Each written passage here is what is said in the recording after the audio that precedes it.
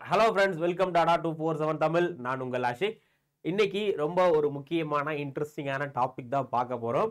இந்தியாவுக்கு எப்போ Tesla car விற்பனைக்கு வரும் அப்படிங்கிற மாதிரி நிறைய பேர் ஆவலோடு எதிர்பார்த்துட்டு இருந்தாங்க.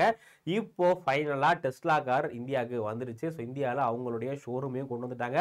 அதே மாதிரி ஃபர்ஸ்ட் டெஸ்லா கார் நேத்து சேல் ஆயிருக்கு. இந்த இந்தியாவுடைய ஃபர்ஸ்ட் டெஸ்லா காரை யார் வாங்கியிருக்கா அப்படின்னா, மகாராஷ்டிராவுடைய போக்குவரத்து துறை அமைச்சர், டிரான்ஸ்போர்டேஷன் மினிஸ்டராக இருக்கக்கூடிய பிரதாப் சர்நாயக் அப்படிங்கிற இவர் தான் டெஸ்லாவுடைய முதல் காரை இந்தியாவில் வந்து வாங்கியிருக்காரு. ஓகே, டெஸ்லா கார் தான் இந்தியாவில் லான்ச் ஆயிருச்சு. இப்போ இதில் என்ன பிரச்சனை அப்படின்னா, ஸோ டெஸ்லா கார் வரும்போது டெஸ்லா கம்பெனியும் சரி நிறைய பேரும் எக்ஸ்பெக்ட் பண்ண விஷயம் என்ன அப்படின்னா, டெஸ்லா இந்தியாவில் ஒரு புரட்சி பண்ண போகுது, நிறைய கார்ஸ் வந்து சேல் பண்ண போகுது அப்படிங்கிற மாதிரியான ஒரு எதிர்பார்ப்புல தான் எல்லாருமே இருந்தாங்க. ஆனா இப்போ டெஸ்லா நிறுவனத்துக்கு இந்தியாவில் ஒரு பலத்த அடி வந்து விழுந்திருக்கு. என்ன அப்படின்னா, அந்த டெஸ்லாவுடைய புக்கிங் ஆரம்பிச்சு கிட்டத்தட்ட ஒரு 3 மாசம் ஆகுது. ஜூன் ஜூலைல புக்கிங் வந்து ஆரம்பிச்சிருச்சு. இதுவரை இந்தியாவில் வெறும் 600 பேர் மட்டும்தான் அந்த டெஸ்லா காரை வந்து புக் பண்ணியிருக்காங்க. ஸோ இது வந்து ரொம்ப ரொம்ப ஒரு மிகப்பெரிய ஏமாற்றம். ஏன்னா இந்தியா அப்படிங்கிறது ஒரு மிகப்பெரிய மார்க்கெட். ஆனால் இந்தியாவில் வெறும் 600 பேர் தான் டெஸ்லாக்கு புக் பண்ணியிருக்காங்க. அப்படின்னா அதில் என்ன பிரச்சனை அப்படிங்கிற A to Z விஷயத்தை இந்த இதில் வந்து பார்க்கலாம், செஷனில் பார்க்கலாம். இந்த செஷன் பார்க்கறதுக்கு முன்னாடி நம்மளுடைய சேனல் நீங்கள் சப்ஸ்கிரைப் பண்ணல அப்படின்னா மறக்காமல் சப்ஸ்கிரைப் பண்ண தட்டி விட்டுருங்க. அப்போ தான் நம்ம போடக்கூடிய இதே மாதிரி எல்லா இன்ஃபர்மேட்டிவ் செஷனும் உங்களுக்கு வந்து வரும். ஸோ அதனால் மறக்காமல் சப்ஸ்கிரிப்ஷன், அதே மாதிரி ஒரு லைக்கும் போட்டு விட்டுருங்க. இப்போ நம்ம அந்த பேக்ரவுண்டில் இருந்து வந்து பார்க்கலாம். ஸோ டெஸ்லா என்ன பண்ணாங்க அப்படின்னா, இந்தியாவில் அவங்களுடைய சேலை புக்கிங் எப்போ இருந்து லான்ச் பண்ணாங்க அப்படின்னா, ஜூலை 2025 லான்ச் பண்ணாங்க. ஸோ முதல்ல அவங்க கொஞ்சம் டெஸ்லாவில் இருக்கிறதுலே கொஞ்சம் விலை கம்மியான மாடலான model Y, so model Y அப்படிங்கிற இந்த ஒரு எலக்ட்ரிக் காரை தான் இந்தியாவில் வந்து கொண்டு வர போறாங்க. ஓகேங்களா, இந்த மாடல் ஒய்ல ஒரு சில வேரியன்ட் இருக்கு. இதுல முதல் வேரியன்ட் என்ன அப்படின்னா, model Y rear wheel drive அப்படிங்கிற இந்த ஒரு வேரியன்ட். இதுல வந்து பாத்தீங்க அப்படின்னா 59 லட்ச ரூபாய், கிட்டத்தட்ட 60 லட்ச ரூபாய்க்கு இந்த ஒரு வேரியன்ட். அதே மாதிரி லாங் ரேஞ்ச் RWD அப்படிங்கிற இது வந்து பாத்தீங்க அப்படின்னா 67 லட்ச ரூபாய்க்கும் வந்து கிடைக்குது. ஸோ அது மட்டும் இல்லாமல் உங்களுக்கு வேற ஏதாச்சும் அதில் அடிஷன் வேணும் அப்படின்னா ரேட் வந்து ஆட் ஆகும். பட் நார்மல் ஸ்டாண்டர்ட் பிரைஸ் வந்து 59, அதாவது 60 லட்சம் 67 லட்சம் அப்படிங்கிற மாதிரி இந்த கேட்டகரியில் உங்களுக்கு கார் வந்து அவைலபிளாக இருக்கு.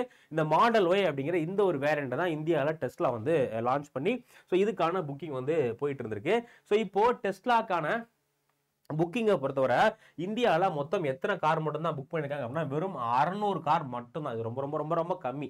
ஏன்னா ரொம்ப ஒரு மிகப்பெரிய லெவல் எதிர்பார்க்கப்பட்ட ஒரு கார் நிறுவனம். வெறும் 600 யூனிட் மட்டும்தான், கோடிக்கணக்கான மக்கள் வாழக்கூடிய இந்தியாவில் 600 கார் மட்டும் தான் புக் ஆயிருக்கு. ஸோ இப்போ ஃபர்ஸ்ட் ஷிப்மெண்ட் அந்த 600 பேர்த்துல முதல்ல ஒரு 350 இருந்து 500 கார்ஸ் வந்து பாத்தீங்க அப்படின்னா, இவங்களுடைய ஷாங்காய், சைனால ஷாங்காயில் ஒரு மிகப்பெரிய ஃபேக்டரி இருக்கு. ஓகேங்களா, டெஸ்லா வந்து நிறைய இடத்துல ஃபேக்டரி இருக்கு. பட் அதுல முக்கியமான ஃபேக்டரி அப்படின்னா ஷாங்காய், சைனால ஷாங்காய் அப்படிங்கிற இந்த இடத்துல இருக்க ஃபேக்டரியில இருந்து ஒரு 350 இருந்து 500 கார் வந்து முதல் கட்டமா இந்தியா கொண்டு வர போறாங்க. இது எப்போ வரும்னா செப்டம்பர் 2025 வரப்போகுது. அதே மாதிரி இந்த டெஸ்லாவுடைய இப்போ ஃபர்ஸ்ட் சேல்ஸ் எங்க மட்டும் தான் ஆரம்பிக்கிறாங்க அப்படின்னா, இந்தியாவுடைய ஒரு 4 சிட்டிஸ்ல மட்டும் தான் ஆரம்பிக்கிறாங்க. மும்பைல, டெல்லி, பூனே, குர்காவ். ஸோ இந்த மொத்தம் 4 சிட்டியில் மட்டும்தான் வந்து கார் வந்து முதல் கட்டமாக விற்க போகுது. இதுக்கு அடுத்து தான் என்ன பண்ண போறாங்க அப்படின்னா, ஃபியூச்சர்ல தான் மித்த சென்னை, அதே மாதிரி வந்து கொல்கட்டா, இந்த மாதிரி சிட்டிஸ்க்குலாம் எக்ஸ்பெண்ட் பண்ண போறாங்க. ஸோ முதல்ல இதுதான் மும்பை, டெல்லி, பூனே, குர்கான், இந்த 4 சிட்டியில் மட்டும் தான் நீங்க வந்து புக் பண்ணி கார் வந்து வாங்க முடியும். ஓகேங்களா, ஸோ இது 600 அப்படிங்கிறது ரொம்ப ரொம்ப ரொம்ப ரொம்ப கம்மியான விஷயம். ஸோ இப்போ டெஸ்லா வந்து அவங்களுடைய ஷோரூமை ஃபர்ஸ்ட் இந்தியாவில் எங்கே வைக்கிறாங்க அப்படின்னா, அவங்களுடைய ஃபர்ஸ்ட் ஷோரூம் வந்து மும்பையில். ஓகேங்களா, மும்பையில் அவங்களுடைய ஃபர்ஸ்ட் ஷோரூம் வந்து ஓப்பன் பண்ணிட்டாங்க. அந்த ஷோரூம் ஓப்பன் பண்ண போனவர் தான் யார் அப்படின்னா, இந்த பிரதாப் சர்நாயக் அப்படிங்கிறவர். ஸோ அப்போவே ப்ராமிஸ் பண்ணியிருந்தார், இந்தியாவுடைய ஃபர்ஸ்ட் டெஸ்லாவை நான் தான் வாங்க அப்படிங்கிற மாதிரி ப்ராமிஸ் பண்ணி, ஸோ இப்போ அந்த காரை வாங்கி அவருடைய பேரனுக்கு வந்து கொடுத்துட்டாரு. ஸோ பொலிட்டிஷியன் தான் ஈஸியாக வந்து கார் வாங்கிடுவாங்க. ஸோ இப்போ ரெண்டாவது ஷோரூம் பார்த்தீங்க அப்படின்னா ஆகஸ்ட் 11 டெல்லியில். ஸோ ஃபர்ஸ்ட் ஷோரூம் வந்து மும்பையில், அவங்களுடைய இரண்டாவது ஷோரூம் வந்து டெல்லியில் வந்து திறக்கிறாங்க. ஸோ அது மட்டும் இல்லாமல் மும்பை ஷோரூமுடைய அந்த வாடகை மட்டும் பார்த்தீங்க அப்படின்னா மாசத்துக்கு 35 லட்ச ரூபா ஆகுது. அதே மாதிரி இப்போ குருகிராம், ஸோ குர்கான் இருக்கு இல்லையா, குர்கிராம்லேயுமே வந்து ஒரு மிகப்பெரிய ஒரு ஷோரூம் வந்து ரெடி பண்ணிட்டு இருக்காங்க. ஏன்னா முதல் கட்டமாக மும்பை, டெல்லி, பூனே, அதுக்கப்புறம் குருகிராம் இதில் தான் இது பண்ணுறதுனால, ஸோ ஃபஸ்ட்டு இந்த இடத்துல மட்டும் தான் மிகப்பெரிய ஒரு ப்ரீமியம் கார் ஷோரூம். நம்ம இந்தியாவில் நார்மல் கார் ஷோரூம் மாதிரிலாம் இல்லாமல் ஒரு ப்ரீமியம் ஒரு இன்டர்நேஷனல் கார் ஷோரூம் போனோம் எந்த மாதிரியான எக்ஸ்பீரியன்ஸ் கிடைக்குமோ அந்த மாதிரி வந்து இப்போ இந்தியாவில் ஒவ்வொரு இடமா எக்ஸ்பேண்ட் வந்து பண்ணிட்டு இருக்காங்க. ஸோ இதான் அவங்களுடைய மும்பையோடைய ஆஃபீஸ் வந்து இதுதான். ஓகேவா, ஸோ இப்போ டெஸ்லாவுக்கு இந்தியாவில் வெறும் 600 கார் மட்டும் தானே வித்திருக்காங்க.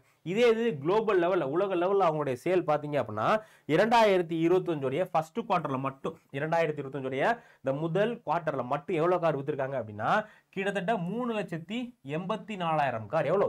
3,84,000 கார் வந்து உலக லெவலில் நிறைய நாடுகளில் வித்திருக்காங்க. பட் இந்தியாவில் வெறும் 600 மட்டும் தான். ஆனா இந்த 3,84,000 பாத்தீங்க அப்படின்னா போன வருஷத்தோட கம்மி. ஏன்னா போன வருஷம் வந்து இதோட எக்ஸ்ட்ரா ஒரு 60,000 வித்துருந்தாங்க. பட் இப்போ வெறும் 3 லட்சம் மட்டும்தான். இப்போ குளோபல் லெவல்ல இவங்களுக்கு போட்டியா இருக்கக்கூடிய இன்னொரு ஒரு கம்பெனி என்ன அப்படின்னா சைனாவை தலைமையகமாக கொண்டு விளங்கக்கூடிய ஒரு சைனீஸ் கம்பெனி பிஒய்டி அப்படிங்கிற இந்த ஒரு கம்பெனியும் பாத்தீங்க அப்படின்னா எலக்ட்ரிக் கார்ஸ் அதே மாதிரி ஹைபிரிட் கார்ஸ் எல்லாமே வந்து மேனுஃபேக்சரிங் பண்றாங்க. கம்பெனி பேர் என்ன? பிஒய்டி.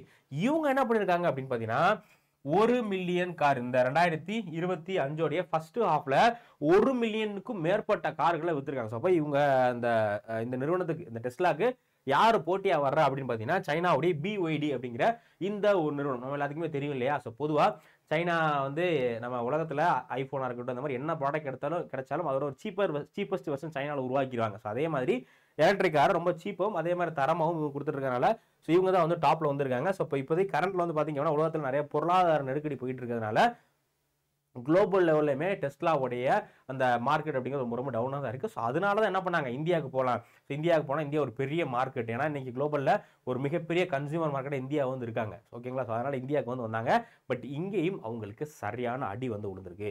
ஸோ இப்போ எதனால இந்த ஒரு அடி? ஏன்னா 600 அப்படிங்கிறது ரொம்ப ரொம்ப ரொம்ப கம்மி. 3 மாசமா வெறும் 600 கார் மட்டும் தான் புக்கா இருக்கு அப்படின்னா அது ரொம்ப ரொம்ப கம்மி இல்லையா? ஸோ இதுக்கு என்ன காரணங்கள் அப்படிங்கிறத நம்ம வந்து பார்க்கலாம். இதுக்கு நிறைய காரணங்கள் இருக்கு. முதல்ல அதிகமான பிரைஸ் 67 லட்சம் ரூபாய் 68 லட்சம் ரூபாய்லாம் கொடுத்து கார் வாங்குற அளவுக்கு இந்தியாவில் இருக்கக்கூடிய நபர்கள் வந்து ரொம்ப ரொம்ப ரொம்ப கம்மி தான். ஓகேங்களா? இந்த காஸ்ட் வந்து எதனால இவ்வளவு ஹை ஆகுது அப்படின்னா நம்ம இந்தியாவில் இந்த மாதிரி வெளிநாட்டு கம்பெனிலாம் வரும்போது என்ன பண்ணுவாங்கன்னா ஹை இம்போர்ட் டியூட்டி வந்து போடுங்க. ஏன் இப்போ ஃபாரின்ல இருந்து ஒரு கம்பெனி இந்தியாவில் வந்து கார் விற்கிறாங்க அப்படின்னா அதனால இந்தியாவுடைய கார் கம்பெனி பாதிக்கக்கூடாது. ஏன்னா இந்தியாவில் டாடா அதே மாதிரி வந்து மஹேந்திரா இந்த மாதிரி லோக்கல் கம்பெனிஸ் நிறைய இருக்காங்கல்ல இவங்க எல்லாமே பாதிக்கப்படக்கூடாது அப்படிங்கிறலாம் என்ன பண்ணுவாங்க. இது காருக்கு மட்டும் இல்லை இந்த மாதிரி எல்லா பொருட்களுக்குமே நம்ம வெளிநாட்டில இருந்து அந்த பொருட்களை வாங்கி இந்தியாவுக்கு விற்கும் போது இம்போர்ட் டியூட்டி அப்படிங்கிற ஒரு டியூட்டி வந்து போடுவாங்க. ஸோ ஒன்ஸ் இம்போர்ட் டியூட்டி போட்டாங்க அப்படின்னா அந்த பொருள் இந்தியாவில் ரொம்ப காஸ்ட்லியான பொருளாக மாறிடும். ஸோ இப்போ கரண்ட்ல வந்து பாத்தீங்க அப்படின்னா இந்த காருக்கு கிட்டத்தட்ட ஒரு 35 லட்சம் ரூபா. ஸோ 35 லேக் கிட்ட என்ன பண்றாங்க அப்படின்னா இம்போர்ட் டியூட்டி இந்த காரோட விலையில $40,000. ஸோ 40,000 USD பாத்தீங்க அப்படின்னா இந்தியா வந்து இந்த டெஸ்லா காருக்கு வரி போடுறாங்க. ஸோ அப்போ அது எவ்வளவு ஆகுது அப்படின்னு பார்த்தீங்கன்னா எக்ஸ்ட்ரா அந்த வரி மட்டுமே 35 லட்சம் ரூபா. ஓகேங்களா? காரோட விலை இல்லாம வெறும் டாக்ஸ் மட்டும் என்ன பண்ணும் அவங்க 35 லட்சம் ரூபா எக்ஸ்ட்ரா பே பண்ணும். அப்படிங்கிறதுனால அந்த கார் வந்து கிட்டத்தட்ட 67,000 ரூபா. சப்போஸ் வரிலாம் இல்லை அப்படின்னா வெறும் ஒரு 30,000 ரூபா 35,000 அந்த கார் வந்து இந்தியாவில் கிடைக்கும். ஆனா கவர்மெண்ட் என்ன பண்றாங்க லோக்கல் மார்க்கெட் வந்து பாதிக்கப்படக்கூடாது அப்படிங்கிறதுக்காக 35 லட்சம் ரூபா எக்ஸ்ட்ரா வந்து டாக்ஸ் போடுறாங்க. இது ரொம்ப ரொம்ப அதிகம். ஸோ முதல் காரணம் என்ன அப்படின்னா அதிகமான பிரைஸ். இந்த பிரைஸ் எதனால அதிகமாகுது? கவர்மெண்ட் போடக்கூடிய இம்போர்ட் டியூட்டினால அதிகமாகுது. எதுக்காக இம்போர்ட் டியூட்டி போடுறாங்க? அது நம்மளுடைய நலனுக்காக. இந்தியாவுடைய கம்பெனிஸ் பாதிக்கக்கூடாது. இப்போ டாட்டாவும் ஒரு கார் வந்து 20 லட்ச ரூபாய்க்கு போடுறாங்க. அதே மாதிரி டெஸ்லாவுடைய காரும் வந்து ஒரு 30 லட்ச ரூபாய்க்கு 35 லட்ச ரூபாய்க்கு இருக்கு அப்படின்னா மக்கள் எல்லாமே டெஸ்லாவை தான் வாங்குவாங்க. ஏன்னா ஃபாரின் பிராண்டு. ஏன்னா எப்பவுமே வந்து அந்த நம்ம கம்ஃபர்ட் இதெல்லாம் தாண்டி நம்ம அந்த பிராண்டிங் நான் வந்து பெரிய ஆளு அப்படிங்கிறத காட்டுறதுக்காக தான் நம்ம அந்த கார்லாம் வாங்குறோம். ஸோ அதனால அது லக்ஸரி அப்படிங்கிறதுனால என்ன பண்ணுவாங்க அதெல்லாம் வாங்குவாங்கிறதுக்காக கவர்மெண்ட் இம்போர்ட் வந்து போறாங்க. இது வந்து முதல் ரீசன். ரெண்டாவது பாத்தீங்க அப்படின்னா இப்போ டெஸ்லா கார் நிறுவனம் அவங்களுடைய ஒரு ஃபேக்டரியை இந்தியாவில் ஏதோ ஒரு பகுதியில் சென்னையிலேயோ இல்லை கூர்காவ்ன்லேயோ கொண்டு வந்து இந்தியாவிலேயே டெஸ்லா காரை உற்பத்தி பண்றாங்க. எப்படி ஷாங்காயில் உற்பத்தி பண்றாங்க அதே மாதிரி இந்தியாவிலே டெஸ்லா காரை உற்பத்தி பண்ணாங்க அப்படின்னா அந்த காரோடைய விலை கம்மியா இருக்கு. ஏன்னா இம்போர்ட் டியூட்டி கட்ட தேவையில்லை. முதல் விஷயம். அதே மாதிரி இந்த மேக் இன் இந்தியா அப்படிங்கிற ஸ்கீம்ல கவர்மெண்ட் என்ன பண்றாங்கன்னா இந்த மாதிரி வெளிநாட்டு கம்பெனி இந்தியாவில் வந்து அவங்களுடைய கார் மேனுஃபேக்சரிங் இல்லை வேற ஏதாச்சும் உற்பத்தி பண்றாங்க அப்படின்னா அதுக்கு நிறைய சலுகைகள் டாக்ஸ் இன்சென்டிவ் இந்த மாதிரி நிறைய விஷயங்கள் கொடுக்குறாங்க. ஆனா அது எல்லாமே வேணாம் அப்படின்னு சொல்லிட்டு இவங்க என்ன பண்றாங்க வெளிநாட்டுல இருந்து நான் வெளிநாட்டிலே உற்பத்தி பண்ணி இம்போர்ட் மட்டும் பண்றோம். ஒன்லி இம்போர்ட் மட்டும் தான் மேனுஃபேக்சரிங் இல்லை. என்னதுல மேனுஃபேக்சரிங் இந்தியாவில் உற்பத்தி பண்ணல. சப்போஸ் இவங்க இந்தியாவில் உற்பத்தி பண்ணியிருக்காங்க இல்லை இந்தியாவோட ஏதோ ஒரு கம்பெனி கூட இந்தியாவில் டாடா கூடயோ இல்லை மஹேந்திரா கூடயோ ஒரு டைப் மாதிரி போட்டு உற்பத்தி பண்ணியிருந்தாங்க அப்படின்னா அந்த காரோட ரேட்டு பாதி கம்மியாக இருக்கும். ஆனால் இவங்க அந்த மாதிரி நாங்கள் பண்ண மாட்டோம். நாங்கள் முதல் கடமை ஃபாரின்லேருந்தே கொண்டு வந்துக்கிறோம் அப்படின்னு சொன்னனால இது வந்து ரெண்டாவது ரீசன். அடுத்து பார்த்தீங்க அப்படின்னா லிமிடெட் டிஸ்ட்ரிபியூஷன் நம்ம பார்த்தோம். இந்த கார் வந்து எங்கே மட்டும் தான் கிடைக்குது? ஒரு 4 சிட்டிஸில் மட்டும்தான் கிடைக்குது. ஆனால் இது இல்லாமல் இன்னும் பெரிய பெரிய சிட்டிஸ் பெங்களூரா இருக்கட்டும் அதே மாதிரி கொல்கட்டாவா இருக்கட்டும் சென்னையா இருக்கட்டும் இதுலையுமே அதிகமான லக்ஸரி கார்ஸ் தான் பயன்படுத்துறாங்க. ஆனால் இவங்களுடைய சேலை இன்னும் அந்த இடத்துக்குலாம் எக்ஸ்பாண்ட் வந்து பண்ணல. ஸோ இது வந்து ஒரு முக்கியமான ரீசன். அதே மாதிரி இன்ஃப்ராஸ்ட்ரக்சர். ஸோ இந்தியாவில் இப்போ இந்த எலக்ட்ரிக் காருக்கான சார்ஜிங் ஸ்டேஷன் எல்லா இடத்துலையுமே இருக்கா? கண்டிப்பா வந்து எல்லா இடத்துலையுமே இருக்காது. இப்போ பெட்ரோல் பல்க் அப்படின்னா முக்கு ஒரு 5 கிலோமீட்டருக்கு ஒரு தடவை 10 கிலோமீட்டருக்கு ஒரு தடவை பெட்ரோல் பல்க் வந்து எல்லா இடத்துலையுமே இருக்கு. ஆனா இந்த எலக்ட்ரிக் காருக்கான சார்ஜிங் ஃபெசிலிட்டி இப்பதான் இந்தியாவில் மெட்ரோ சிட்டிஸ்ல சென்னை, மதுரை, அதே மாதிரி வந்து பாம்பே, இந்த மாதிரி முக்கியமான மெட்ரோ சிட்டிஸ்ல மட்டும்தான் இப்போ ஓரளவுக்கு அவைலபிளா இருக்கு. இன்னும் டயர் 2 சிட்டியோ இல்ல டயர் 3 சிட்டிக்கோ இன்னும் இந்த சர்வீஸ் வந்து போகல. இதுவும் ஒரு ரீசன். சப்போ நமக்கு சார்ஜிங்கான உட்கட்டமைப்பு கிடையாது. அதே மாதிரி இது ரொம்ப லக்ஸரி கார் அப்படிங்கிறதுனால நம்ம இந்தியாவுடைய ரோட் கண்டிஷனுக்கு செட் ஆகுமா அப்படிங்கிறதே ஒரு பெரிய விஷயம். ஏன்னா இந்த கார் வந்து அந்த கிரவுண்ட் கிளியரன்ஸ் வந்து ரொம்ப ரொம்ப கம்மி. ஸோ அதனால நம்ம நார்மல் கார் மாதிரி பள்ளம் மேடலாம் ஏறி போக முடியுமா அப்படின்னா அது வந்து ரொம்ப ரொம்ப விஷயம். அதே மாதிரி இதுக்கு சர்வீஸ் இந்த மாதிரி இதோட மெயின்டெனன்ஸ் காஸ்ட் ரொம்ப ரொம்ப அதிகமாக. ஸோ இப்போ இந்த இன்ஃப்ராஸ்ட்ரக்சர் கன்சர்னால மக்கள் வந்து வாங்க மாட்டாங்க. அதே மாதிரி காம்படிஷன். ஸோ இந்தியாவில் வந்து பார்த்தீங்க அப்படின்னா இந்தியாவில் இப்போ இந்த எலக்ட்ரிக் வெஹிக்கிள் இதில் யார் டாமினேட் பண்ணி வச்சிருக்கா அப்படின்னா எலக்ட்ரிக் கார் செக்டார் இருக்கு இல்லையா, ஒன்று டாடா. ஸோ டாடா எக்கச்சக்கமான ஈவிஸ் கொண்டு வர்றாங்க. அதே மாதிரி மஹேந்திரா. ஸோ டாடா வந்து பார்த்தீங்க அப்படின்னா சும்மா இந்த பேசிக்கான ஈவி கொண்டு வராங்க அப்படின்னா மஹேந்திரா லக்ஸரியா இந்த இவங்களுடைய டெஸ்லாவுடைய மாடல் எந்த மாதிரி இருக்கோ அதே மாதிரி ரொம்ப லக்ஸரியான காரை 25 லட்ச ரூபா 30 லட்ச ரூபா இந்த மாதிரிலாம் வந்து கொண்டு வந்துட்டாங்க. ஸோ இப்போ நம்மளுடைய கார் நம்ம இந்தியாவில் உற்பத்தி பண்ணக்கூடிய டாடா மஹேந்திரா நிறுவனங்களுடைய காரை கம்பேர் பண்ணும்போது அவங்களுடைய கார் டெஸ்லாவுடைய கார் அப்படிங்கிறது 3 மடங்கு விலை வந்து அதிகமாக இருக்குது. இது வந்து ஒரு 22 லட்ச ரூபாய்க்கு நம்ம நல்ல ஒரு ஹை அண்ட் வெஹிக்கிளே வந்து வாங்கிடலாம். ஆனால் அவங்களுடைய இது 67 லட்ச ரூபா. அப்போ நான் அது ஒரு டெஸ்லா வாங்குறதுக்கு 3 இந்த கார் வாங்கிட்டு போறேன் அப்படிங்கிற மாதிரியான ஒரு மனநிலையில தான் மக்கள் இருக்காங்க. ஸோ குளோபல்லையும் சரி இந்த சைனாவுடைய கம்பெனி வந்து காம்பீட் பண்றாங்க. அதே மாதிரி இந்தியாவிலுமே வந்து பாத்தீங்க அப்படின்னா டாடா மோட்டார்ஸ் வந்து டாடா அதுக்கப்புறம் மஹேந்திரா வந்து டாமினேட் வந்து பண்றாங்க. அதே மாதிரி இவங்க எல்லாமே காமன் மேன் சாமானியர்களுக்கான கார் வந்து உற்பத்தி பண்ணக்கூடியவங்க. ஆனா டெஸ்லா வந்து பாத்தீங்கன்னா ஒரு லக்ஸரி பிராண்ட். ஸோ இந்தியாவுடைய அந்த லக்ஸரி கார் பிராண்டுக்கான அந்த மார்க்கெட் ஷேரே வந்து ஒரு 4% தான். ஸோ கார் பயன்படுத்தக்கூடியதுல ஒரு 100 கார் ஓடுது அப்படின்னா அதுல 4 கார் மட்டும்தான் இந்தியாவில் என்ன 100 பேர் கார் வாங்க ஆசைப்படுறாங்க அப்படின்னா 4 பேர் மட்டும்தான் லக்ஸரி பிராண்ட் வாங்குறதுக்கு ஆசைப்படுறாங்க. ஸோ அப்போ லக்ஸரி பிராண்டோட மார்க்கெட் சைஸ் அப்படிங்கிறது ரொம்ப ரொம்ப கம்மி. ஸோ இதனாலேயும் ஒரு முக்கியமான ரீசன். ஸோ அடுத்து economical and Jio political reason. So இப்போ இந்தியாவுக்கும் அமெரிக்காவுக்கும் இடையில ஒரு மிகப்பெரிய ட்ரேட் வார் வந்து போயிட்டு இருக்கு. அமெரிக்கா என்ன பண்ணாங்க, முதல்ல இந்தியா மேல ஒரு 25% டாக்ஸ் வந்து போட்டாங்க. அதுக்கப்புறமா மறுபடியும் இன்னொரு 50%, மொத்தம் ஒரு 25, மொத்தம் 50% என்ன பண்ணிருக்காங்க அப்படின்னா அமெரிக்கா இந்தியா மேல டாக்ஸ் வந்து போட்டிருக்காங்க. ஸோ இதனால என்ன பண்ண முடியல அப்படின்னு பார்த்தீங்கன்னா நார்மலா இந்த மாதிரி நார்மலா ஒரு கம்பெனி இந்தியாவுக்கு வரப்போ அமெரிக்காவோட கவர்மெண்ட் இந்தியா கிட்ட பேசுவாங்க, இந்த மாதிரி இந்த காருக்கு வந்து டாக்ஸை கொஞ்சம் கம்மி பண்ணுங்க, இந்த ஹார்லி டேவிட்சன்லாம் அந்த மாதிரி தான் வந்து பண்ணாங்க. ஸோ நார்மலாக அந்த மாதிரி பண்ணுவாங்க. பட் இப்போ அந்த ஒரு டைலாக்குக்கான அந்த ஒரு நெகோசியேஷனுக்கான சூழ்நிலையே கிடையாது. ஸோ அமெரிக்கா நம்ம மேலே 50% டாக்ஸ் போடுறாங்க, நம்ம எப்படி சும்மா குறைக்க மாட்டோம், நீ குறை நான் குறைக்கிறேன் அப்படிங்கிற மாதிரியான சூழ்நிலை ஏற்படுது. இந்த மாதிரி நிறைய ஜியோ பொலிட்டிக்கல் சுச்சுவேஷனாலையும் என்ன பண்ணுது அப்படின்னா இந்த காரோடைய ரேட் ரொம்ப ரொம்ப கம்மியாக இருக்குது. அதனால இந்தியர்கள் இந்த காரை அந்த அளவுக்கு அக்செப்ட் பண்ணிக்கல. இதே இந்த கார் வந்து ஒரு 25 லேக்கோ இல்லை 30 லேக்கோ இருந்துச்சுன்னா நிறைய மக்கள் வந்து இந்த காரை வாங்கியிருப்பாங்க. ஆனால் கவர்மெண்ட் 35 லட்ச ரூபா எக்ஸ்ட்ரா டாக்ஸ் போடுறதுனால இந்த காரை நிறைய மக்கள்னால வாங்க முடியல. ஸோ இதான் வந்து முக்கியமான ரீசன்.